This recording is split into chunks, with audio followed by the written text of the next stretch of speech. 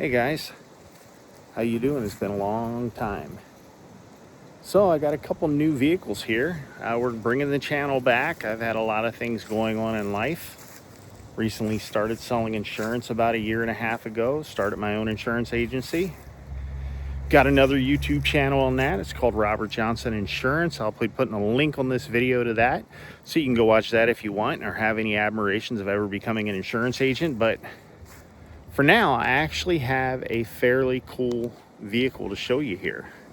So this car, let me see if I can figure out how to switch this camera around and I'll show you this car. But this car is a 1998 Jaguar XK8, and this is the rare coupe. So when you guys see this thing is phenomenal. There she is, guys. One owner vehicle. She's in gorgeous shape. She came from Florida.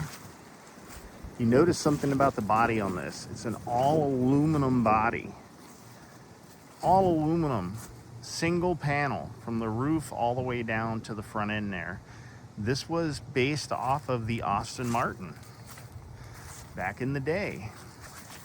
Cool thing about this coupe is they made 17,000 convertibles, but they only made 1,200 coupes. 1,200 coupes spread out over 8 years. Very rare car. This one's got 90,000 miles on it, right around there. But it's in gorgeous shape, guys. Gorgeous shape. This car really literally needs nothing. And I got it for a steal of a deal. Clean title. Does have some paint fade up here on the roof. I don't know if we're gonna do anything with that or not. I think it can be buffed out. It's not through the clear. I've already looked at that. I think it can actually be buffed out up there. I'll show you the interior here. Look at that interior, guys. Yeah, I know the carpet needs to be cleaned out, but look at that interior. The car's in gorgeous shape, guys. Gorgeous shape. Got a clip that needs to be fixed here on the door. Pop the hood here. Does have the old forward-facing hood. Look at that, guys. That is a Jaguar V8. Like I said, this car has been in really good taken care of, really good shape. Usually these will fall down and be torn up. This one's not. I may do a video on us actually replacing the coolant hub here. See, this is plastic from the factory. I actually have an aluminum one that I purchased. I may actually show you that. Come on back to the trunk here. Yeah, you can see we got a box that's sitting in here, but we got a lot of parts here that came with this car. So some of the stuff that we got, like I said, we've got a couple filters for it. We got some cleaners that came with it. This box came with it, guys. Somebody's installed an amp down there. We got the box that came with it. Sound system in this thing kicks butt. I mean, it's a very clean car. Got the dual spouts there on the exhaust. You can see them right there, one in there and there.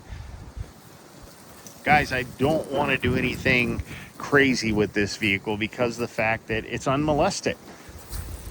You know, there's nothing been changed on this vehicle. It's unmolested. Sorry about the wind there. It's cold here in Minnesota today. But this is one that, you know, I'm going to work on here. And like I said, I plan on getting this in the garage here fairly soon and working on it. See what you guys think of it. Look at this interior, guys. Got your tweeters right over here. That's actual wood, guys, not plastic. This is wood. That's wood, guys. It all works. Like I said, this car's in very, very good shape. Headliner's even in good shape, guys. And the headliner's not hanging, guys. That's the way it's shaped for the ceiling. You know, it does have a couple minor things, like it's missing the cover here that goes over this. I believe, yeah, there's a cover like this that should be on the driver's side. But this is a very rare car, guys. 2+2 rear. Look at that. Hey guys, now that we're back inside, you know, I don't know what we're gonna do with that car, honestly. The Jaguar, I don't know whether I want to keep it. Got it for a really good deal, or whether I want to actually sell it. I mean, it's a rare car. Has no rust anywhere, being aluminum. Undercarriage is clean. Everything's clean on that car. The car is a beautiful car. Absolutely beautiful car. So what do I have planned for the channel? So as you know, guys, I went through really bad conditions with my heart last 2 years. Really bad conditions to where I didn't think I was going to survive. I came back before, tried to make a video, I want to say 1.5 years ago, and I had problems again. Got to where I still can't lift my arm over my shoulder here. So it makes it hard working on stuff underneath the cars. So I'm kind of looking for stuff that I can work on outside of the car without having to climb underneath of it. I do have a Ford F-150, a 93. A friend of mine, we're probably going to be doing some videos on it. Basically just doing the front suspension on it. Thing's been parked for like 10 years. Runs beautiful though. Went over and got it started for him the other day. And it runs beautiful. Got another video I'm going to make on a Jeep Compass. This one's been kind of funny. I'm kind of waiting to make sure that the repair I did works first. Car had an issue to where you would start it up, they drive down the road, and randomly you'd get the flashing thunderbolt light, which basically means that your throttle body's having issues.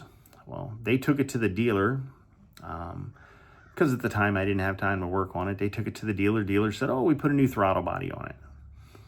Car worked good for about a day. Same issues happened again. Took it back to the dealer. Dealer said, oh, everything looks good. Got a check engine light on it, but everything looks good. They didn't do anything for it. Nothing. They told them, oh, the check engine light will go out eventually. The car would stumble, guys. It would have major issues. I went over there last week. I took main ground wire, which I'll show you that in the future, but I took the main ground wire off. It's just to the left of the engine, towards the bumper up front. And I found it all corroded. I took all the wires, separated them all, cleaned them all, put it back together. Then I plugged in my scan tool. And I got a new scan tool, which I'll be introducing here in the future here. Got it fairly cheap from Amazon, mid 400s, I want to guess. But I was able to plug into the Jeep and actually relearn the throttle body.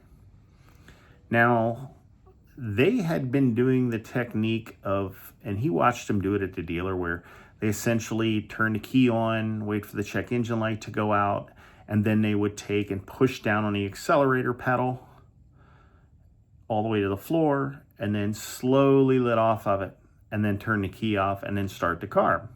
Well, when you do that, you know, you get the flashes of your flashers will flash a couple times, letting you know that you've exited the learning routine.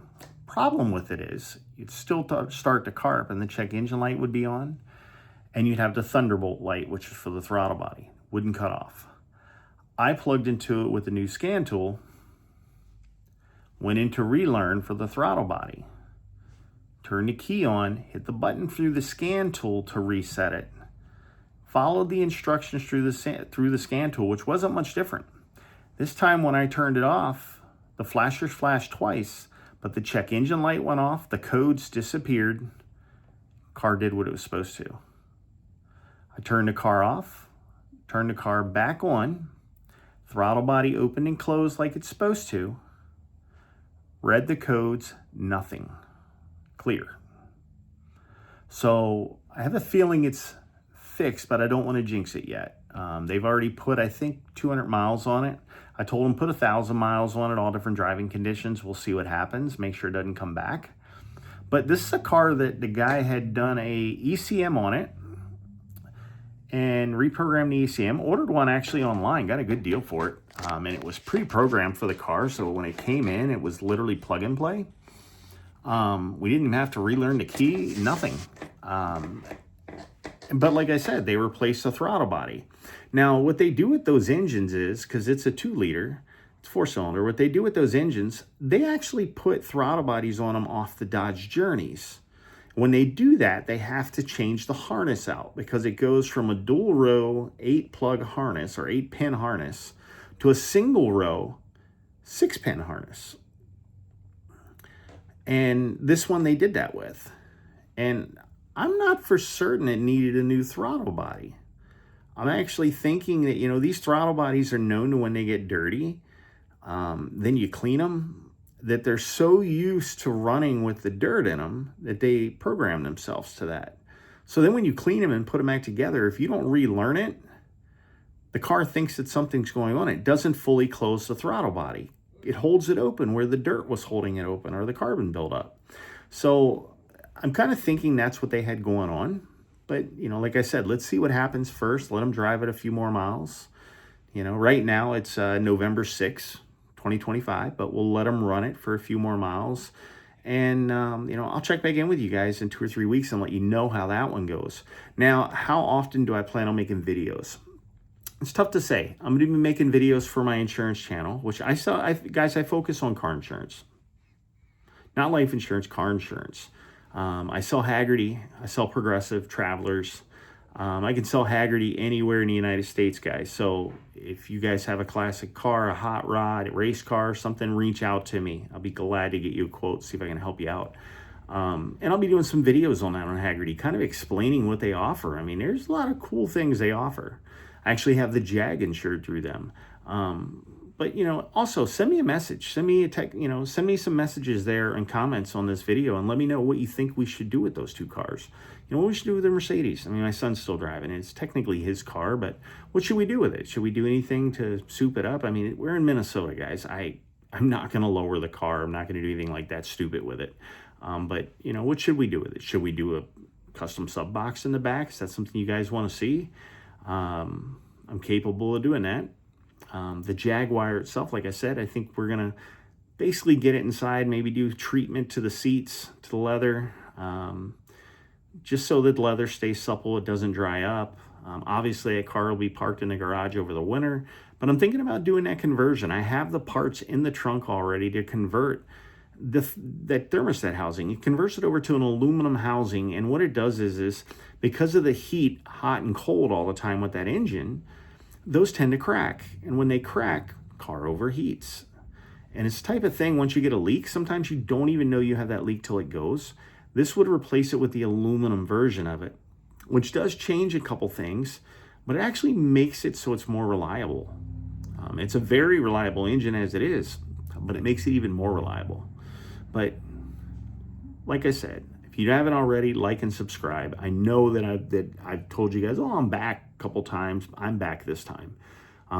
We got a couple other things coming to the channel. I have some QUICKJACKs that we're going to try out that are in my garage, brand new in the box. Had them for a year. I'm supposed to do a video on them, and I'm going to get a video out for that here pretty soon. You know, I'm planning on moving them over to my buddy's house. He has, after we get working on that Ford, and you'll see some videos on the Ford, we're actually going to do some work on his 67, I believe it is, Plymouth Fury with the 318. That's going to be fun. That's going to be the first engine that I pull out. Not that I've pulled out, but the first engine I pull out on this channel. It's going to be one we're going to pull out. We're actually going to rebuild it. And he's going to do some other things to the car. Car's in fairly good shape. He's actually, his family's owned it since it was new. So it's a one-owner vehicle. And it's in fairly decent shape, really. For being up here in Minnesota, it's in fairly decent shape. Very little rust at all on it. Might be a couple, you know, quarter panel, bottom of the quarter panel deals that we have to repair. We'll just replace those quarter panels, obviously. But yeah, we'll get to it and see what we can get done there. But It's great to be back, guys. Really is. I'm really excited about moving on with the channel and doing some stuff with it. Let me know what you think we should do with the Jag, guys. I mean, we can always sell it. I mean, I do have my eyes on a Mercedes 500 convertible that's in beautiful shape. 07, I mean, that was my favorite year for those. But this Jag, man, I love it. I mean, like I said, it's technically an Aston Martin DB7 body. The only difference is if you change the grill out, and there's so few of these coupes. I went on eBay. There's not one anywhere in the world on sale in eBay. None. There was one on Mecum Auctions for sale. I mean, and it double what I paid for it. So let me know what you think we should do. All right, guys, we'll check you out. See you later. Like I said, please like, subscribe, give me a thumbs up, give me some comments. Thank you, guys.